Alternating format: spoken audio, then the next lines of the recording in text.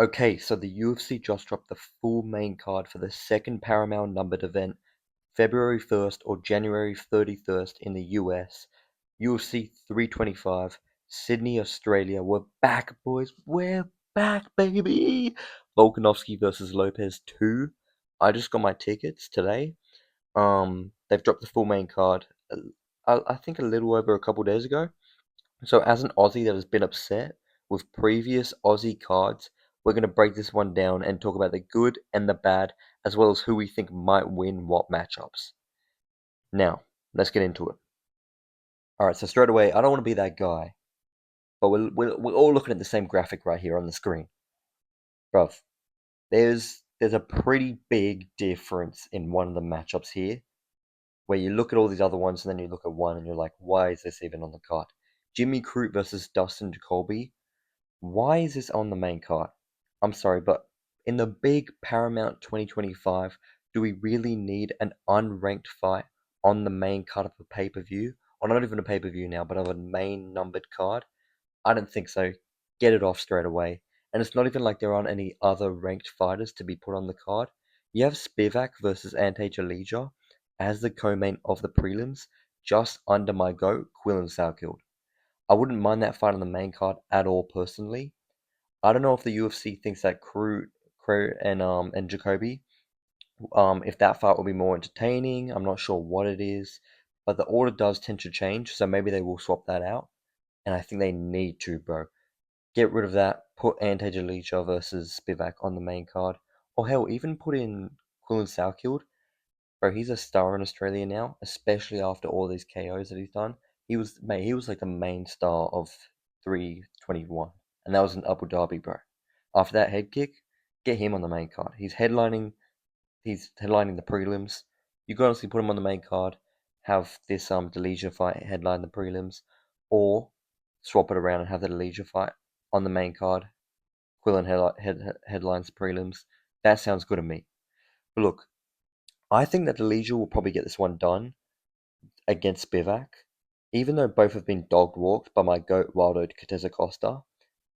I do think that the Wilder and Delija fight was a little weird, and I do still believe that Delija is a good prospect, even if Tom Aspinall has definitely overhyped him. So I say he gets this one done.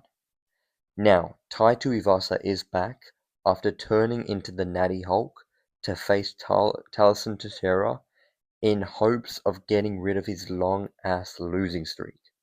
I'll be real, I kinda like this matchup. Thank God this isn't the co-main event though, because I saw this being written all over this card in my head. The second I heard that Tai Tuivasa was coming back, I was like, yeah, they're gonna make that the co-main. But no, it's the 4 fight up. I really like that. I like that position. Taliesin made his debut on the last Sydney card with a big KO. I think they wanted to speed run him to a title, but he got KO'd against Derek. So now he has to come back down to square one with a bit of a layup. If I'm keeping it real, it's a bit of a layup. The game plan has definitely been shown countless times on how to beat Bam Bam. So I definitely won't be shocked if he were to beat Bam Bam. But yeah, look, I will say though, however, I think that just because Taliesin only has one loss with a 100% finish rate, it does not mean that he has the experience for this fight. Taliesin still has less than 10 fights. This will be the 10th, and I feel as though that he is yet to improve himself in the UFC. I mean, he beat a tougher brother, which isn't exactly the prime of our sport if I'm keeping it a buck. It's not even exactly the prime of Aussie talent either. So I think Tai Tuivasa is better than Justin Tafa. Obviously, he is more experienced than Taliesin, and I actually do believe he'll give Taliesin a much harder fight, especially if it goes for more than a round. If it does, I think Tai Tuivasa does have his strongest chance there, but even then, Tai himself doesn't have the best cardio track record, so I don't know. I gotta lean towards Taliesin. I think the break won't mean much. The losing streak will probably continue for Bam Bam. I'm sorry, I know you guys are big Bam Bam fans. I'm not the biggest Bam Bam fan, even though I'm an Aussie. He hasn't really won me over. He's been losing. He's got like 5 losses in a row. I don't think the Bam Bam train is coming back, if I'm keeping it real. But it makes sense that this is 4 fight up. Bam Bam's a big star here. Taliesin Sherak made his his debut KO on the main card last time round. I like this. I like this fight. All right, so now we have the featured fight on the card: Rafael Fiziev versus Mauricio Ruffy. Now, this fight doesn't have any Aussies, or get this, any New Zealanders in it as well. I'm shocked, bro. I'm shocked. When was the last time we got a main card in Australia that had a fight when neither dude was Aussie, but both were big names? This is the stuff we want. The fights you'd see in Vegas, in our turf as well. I love the Aussies. I love getting our contenders on the card, but it almost just feels like every single time you see a main card or the prelims of an Australia event, it's the same guys over and over from Australia and New Zealand, always on here having their fights. I'd love to see talent from other sides of the world on the card and not just in the main event. Obviously, we have DDP Strickland. We've had, trying to think what else have we had. I think that's the only one, is it? Because we had DDP Strickland, DDP Izzy, but Izzy's New Zealand. But you get what I mean. Like to have like you don't look at Ruffy or Fiziev and automatically think that those two dudes are like Aussie names that you'd put on the Aussie card. Although we have seen Ruffy kind of hanging out with the Engaged team a lot. I don't know if you guys have noticed that, but he's always hanging out with Volk. He's on like Engaged um promotion, even though he's a what am I thinking of? How am I blanking? How am I blanking? The Fighting Nerds. Even though he's a Fighting Nerds guy, so that's pretty weird. But look, I love this fight. Is it the best feature bout you could get? Probably not. But compared to Tafa versus Teixeira, which was the last Sydney pay-per-view featured bout, mate, I'll take this any day of the week over that. This fight has the new Paramount Dana White stamp of violence written all over it. They gave an they gave an undeserved shot to Gaethje because he's always in wars. They did the same with Lopes in the main event of this card because he's always in wars. Both of these guys are that same kind of mindset. War men. These dudes are going to go in and throw to drop bodies. Both have nice knockouts, both are very impressive, and they're strikers. We've seen Ruffy with the crazy spinning back kicks. They're entertainers, bro. And this fight will most likely stay on the feet and deliver for the second Paramount event. Now, it isn't all sunshine and rainbows. There has been some complaints about this fight, about how Ruffy shouldn't be fighting a guy ranked above him after the BSD loss. And honestly, I do have to agree with this, if I'm being honest. I think that's fair. In a perfect world, I don't know if Ruffy should even be ranked, if I'm being honest. There's another big KO artist at lightweight.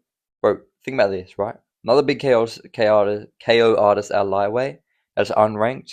Mauricio Ruffy versus Quillen Salkield. An unranked banger. That would be sick. I think because Ruffy is both a star and a violent fighter, though, they're more happy to give him a higher ranked guy. But honestly, in my personal opinion, the loser of this fight shouldn't be ranked.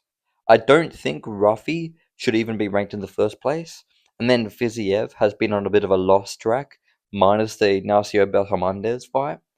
So look, maybe if Fiziev loses, keep him at like 15. But if Mauricio loses, I think he's got to join the unranked queue, if you ask me personally. But look, once again, you kind of know where the UFC is going with this. For the Paramount fight, for the Paramount cards, they want bangers. They want bangers available, and that means that you have to give Ruffy an unfair shot at going up the list after you just got dominated by BSD.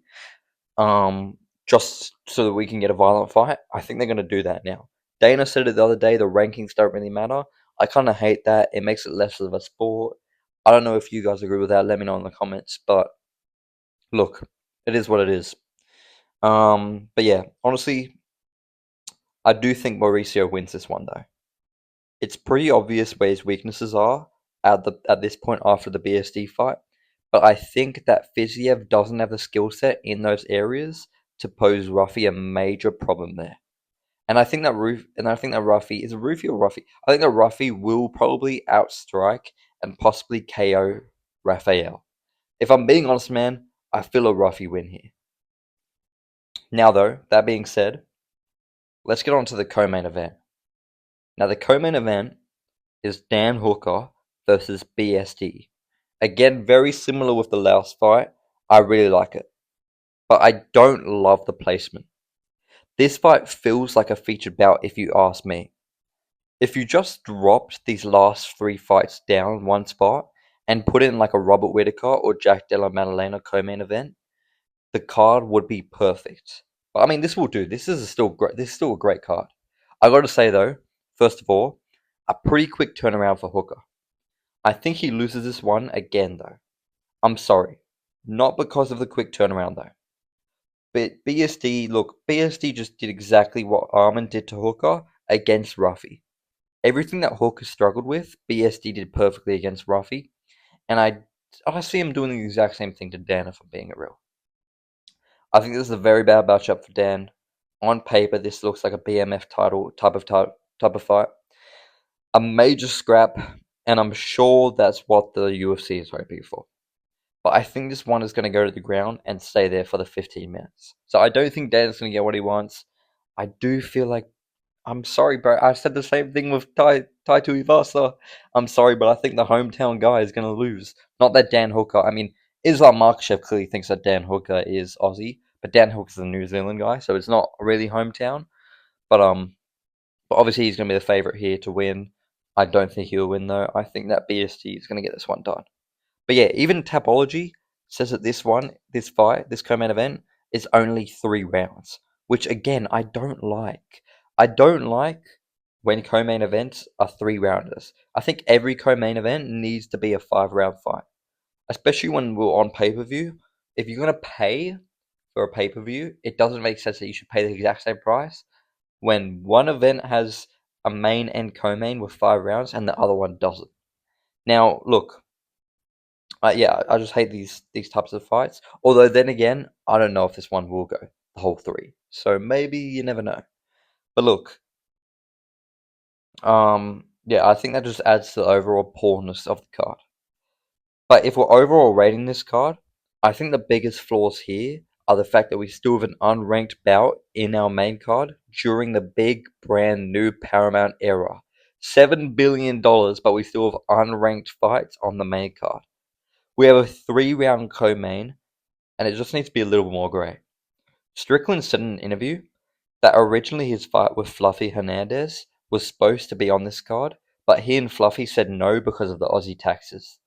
That to me, if that had happened and that like filled this card out, I think this would be a banger. I think this would be perfect. This would be a pretty close to perfect card, just on paper, obviously, before we even see it.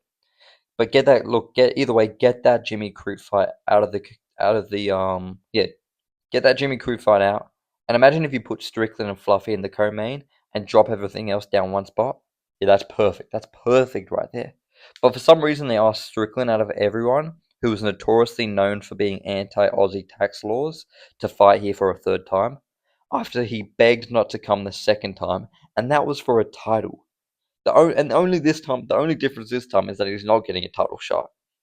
So, bruv, I don't even know. Like, it's like the UFC didn't even try. They know he's going to say no, so what's the point of even asking him? They don't even try at this point. But look, for what this card is, look, it could be a whole lot worse. If we weren't in the Paramount era, and if people didn't complain like hell over the last Sydney card, there is a chance we would have got Volk Lopes as the main event, Dan Hooker co-main event, Tai Tuivasa featured bout, and the other 2 bouts would have been unranked fights. So I could have so seen that happen. So I'm glad that they didn't go that way.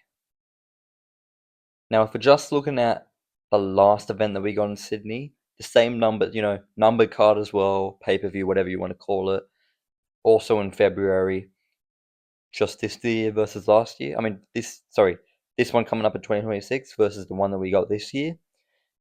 Bro, there is such a significant improvement. If we're just basing it off of that, this card is way better. I mean, just because look, the co-main event, 3 rounds again, which I said I wasn't happy about. Plus the unranked main card starter, and the prelims aren't anything special if I'm keeping it 100% real. I'm glad that the quote Quillen Southgate is on there though. But I'll give this card like a 7.5 out of 10. It's pretty freaking good. Movzar challenged Lauren Murphy to fight on this undercard against Volk. I mean, on this card under Volk Lopez, obviously for the next shot against either Volk or Lopez, whoever wins for the title. I think that will end up becoming the headliner for the UK fight night because the other big UK guys are either champs or getting champ fights. The only guys I really have other than Lerone is MVP and Leon. Leon just got KO'd bad, so you won't see him there. And I think MVP might stay pay-per-view, but it could be an MVP headline. If that is the case, and they don't need Lerone and Movzar on that card, boom. Put this as a co-main event instead.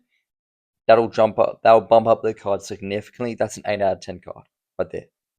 That's what I think. I don't think they'll end up doing that. I think the co-main is going to be the Dan Hooker fight. But yeah, I'd say 7.5 out of 10 card. Just looking at it on paper. Obviously, all cards change when the actual fights happen. But but yeah, this card is automatically also. I mean, look, the card's automatically good because we have Volk as the headliner, and against another banger fighter like Lopez. We love Volk. Volk's our hero. Put him on any card, and it's automatically a 10 out of 10. I forgot to mention that. But look, I'm happy and I'm content with this card. Honestly, I do prefer these fights over most of the January card ones, but I'm hoping that March and April are still a bit more stacked of cards than these first two. They're having like 4 CBS cards, which is supposed to be the massive events compared to the regular numbered cards. So if those are going to be the main focus, I'm happy. But look, as long as we don't go back to 312 level, because that helps dog ass. As long as we don't go back to that, I'm fine for now. What do you guys think of this card? Let me know what your early predictions are for these matchups, just like I did. Yeah, let me know in the comments. I'll catch you guys later. Oh yeah, and also please subscribe. Please and thank you. Thank you very much.